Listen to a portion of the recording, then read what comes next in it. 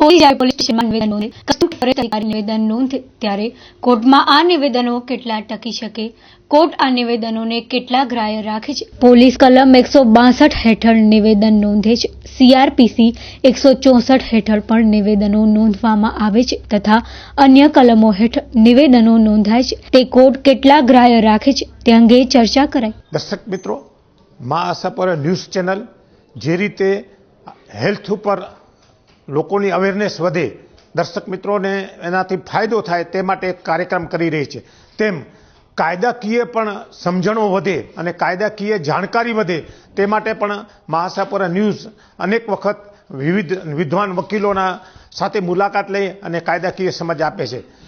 હવે આપણે ઘણી વખત કોઈ પણ ગુના સબબ સાક્ષીમાં જતા હોય અથવા તો ગુના સબબ આપણા ઉપર કોઈ કેસ નોંધાય ત્યારે વિવિધ કલમો હેઠળ પોલીસ અને કોર્ટમાં આપણા નિવેદનો નોંધાય છે।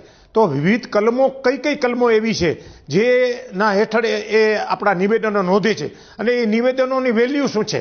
આપણે પોલીસ સ્ટેશનમાં આપતા હોઈએ એ નિવેદનો અને કોર્ટમાં આપતા હોઈએ નિવેદનો અથવા કઈ કલમો હેઠળ આપવામાં આવેલા નિવેદનો એ વેલ્યુએબલ છે અથવા તો જેને કહીને કે એ કોર્ટ એને અંતિમ રીતે માન્ય રાખતી હોય છે। તો એ સમગ્ર બાબતે આપણી સમક્ષ જિલ્લાના પબ્લિક પ્રોસિક્યુટર શ્રી કેસી ગોસ્વામી સાહેબ હાજર છે અને એમાં એમની પાસે જોઈએ, એમની પાસેથી સમજીએ કે આ વિવિધ કલમો હેઠળ જે નિવેદનો નોંધવામાં આવે છે એ કેટલા અગત્યના હોય છે। જ્યારે કોઈ પણ ગુનો બને, પ્રાથમિક પ્રકારે કોઈ પણ પ્રકારનો ગુનો બને ત્યારે ગુનો જનરલી આમ સમાજની અંદર એ પિનલ કોડ એટલે કે ઇન્ડિયન પિનલ કોડ, ભારતીય દંડ સંહિતાની વિવિધ કલમો નીચે ગુનો રજીસ્ટર્ડ થાય છે। એ થયા પછી જ્યારે પોલીસ એજન્સી એની તપાસ કરે ત્યારે તપાસની અંદર એનું નિવેદન નોંધવામાં આવે છે। આ સામાન્ય વ્યક્તિ, સામાન્ય નાગરિકની સૂઝ હોય છે કે પોલીસ એની પૂછપરછ કરી અને એનું નિવેદન નોંધે અને જે કંઈ ગુનાને આનુષંગિક જે કંઈ બનાવ બન્યો એ બનાવને તથ્યને લઈ અને એનું નિવેદન નોંધે એના ઉપરથી ફર્ધર ઇન્વેસ્ટિગેશન આગળ થાય। હવે એ જે નિવેદન નોંધાય છે, આપ જે પૂછી રહ્યા છો, એ નિવેદન CRPC ની કલમ 162 નીચે નિવેદન નોંધાય છે। એ નિવેદન નોંધાય ત્યારે પોલીસ એ નિવેદનને આધારે આગળ વધે છે, આગળની ક્લુ મેળવે છે અને ક્લુ મેળવ્યા પછી એની સાથે FSLના અહેવાલો છે કે વિવિધ જે એની અંદર બીજા આરોપીઓ છે એને કેવી રીતે પકડવાના આખી, જ્યારે આજે આપ માત્ર એક નિવેદન ઉપર ફોકસ કરી રહ્યા છો ત્યારે નિવેદનની અંદર 162નું નિવેદન છે એ પોલીસ નોંધે છે, જે કોઈ વિટનેસ હોય છે એનું નોંધે છે અને એના જ્યારે ચાર્જશીટ થઈને તપાસના કાગળો અદાલત સમક્ષ જાય છે અને જ્યારે એઝ એ પ્રોસિક્યુટર અમે જ્યારે પ્રોસિક્યુટિંગ એજન્સી વતીથી એઝ એ પ્રોસિક્યુટર તરીકે જ્યારે તપાસીએ છીએ ત્યારે બોક્સની અંદર એ સોગંદ લઈને જ્યારે જુબાની આપે છે ત્યારે એ વર્ઝન જે જુબાની આપે છે એ એનું જે 162નું નિવેદન નોંધાયું હોય છે એને અનુરૂપ હોય બોલે એટલે અમે એને અમારો સાક્ષી કહીએ છીએ કે સાક્ષી એ કેસની અંદર ફિટ જુબાની આપી। પણ જ્યારે એ 162ના નિવેદનને વળગી નથી રહેતો, જ્યારે એનું વર્ઝન એનાથી ચેન્જ થઈ જાય છે ત્યારે અમે એને હોસ્ટાઇલ ડિક્લેર કરીએ છીએ, ફરી ગયેલા સાક્ષી તરીકે અમે એને અદાલતની અંદર જાહેર કરીએ છીએ અને ત્યારે એનું જે 162ના નિવેદનનું જે વર્ઝન છે એ એને અનુરૂપ જુબાની નથી આપતો ત્યારે આવા પ્રકારનું એક એની અંદર એનું વર્ઝન અદાલત માનશે નહીં, માન્ય નહીં રાખે। પણ જ્યારે એ પોલીસ સમક્ષ આપેલા નિવેદનને અનુરૂપ જ્યારે સોગંદપુર જુબાની આપશે ત્યારે જ એને કમ્પેર કરશે ત્યારે જ એનું એ નિવેદન એનું જે વર્ઝન અદાલત સમક્ષ જે બોલાયું છે, જુબાની થઈ છે જુબાની, ત્યારે એને ફિટ એને પુરાવામાં ગ્રાહ્ય રાખશે ત્યારે જ।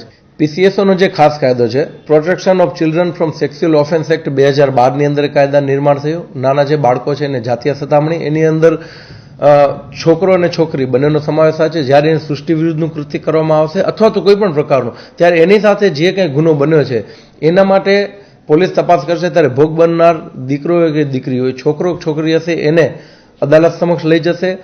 જ્યુરિસડિક્શન ધરાવતા મેજિસ્ટ્રેટ સમક્ષ એનું CRPCની કલમ 164 મુજબનું નિવેદન નોંધાશે।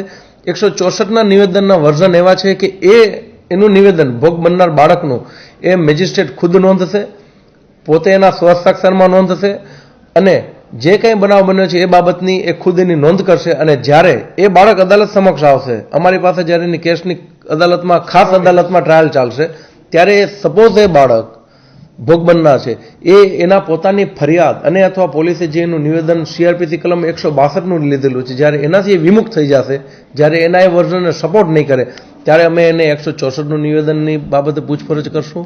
164ના નિવેદનને સપોર્ટ નહીં કરે તેમ છતાં પણ અદાલતની અંદર જ્યારે 164 નિવેદન જશે ત્યારે 164ના નિવેદનની અંદર જે કંઈ કન્ટેન્ટ લખાવ્યા હશે એ ખાસ અદાલત એ કન્ટેન્ટને માન્ય રાખશે અને એનું જે વર્ઝન 164નું નોંધાયેલું છે એ અદાલત સમક્ષ ગ્રાહ્ય રહેશે. મતલબ કે પુરાવા તરીકે Yes. સંપૂર્ણ રીતે ગ્રાહ્ય રાખશે. પુરાવા તરીકે બિલકુલ પૂર્ણપણે અદાલત એને માન્ય રાખશે. એ રીતે નિવેદનને કોર્ટમાં માન્ય અમાન્ય રખાય છે. Story by Navin Mehta. Wood city furniture અતિ આધુનિક અને ભવ્ય ફર્નિચરનો શોરૂમ. હોમ તેમજ ઓફિસ ફર્નિચરની વિશાળ અને લેટેસ્ટ શ્રેણી મેળવવાનું વિશ્વાસપાત્ર અને ઉત્તમ સ્થળ. અમારે ત્યાં sofa set, dining table, centre table, bedroom set, garden set, mattresses તેમજ ઓફિસ ફર્નિચરની વિશાળ રેન્જ ઉપલબ્ધ. સોફા સેટ, સાગવાનના ડાઇનિંગ ટેબલ ઓર્ડર મુજબ આપના મત પ્રમાણે બનાવી આપીશું. તેમજ સોફા માટે બ્રાન્ડેડ કંપનીના કાપડ સૌથી ઓછા ભાવે ઉપલબ્ધ. તો ફર્નિચર ખરીદતા પહેલા એકવાર અવશ્ય મુલાકાત લ્યો. આપના શોરૂમનું સરનામું 19 Suyash college road, Bhuj, Kutch. Mobile number 8866271655.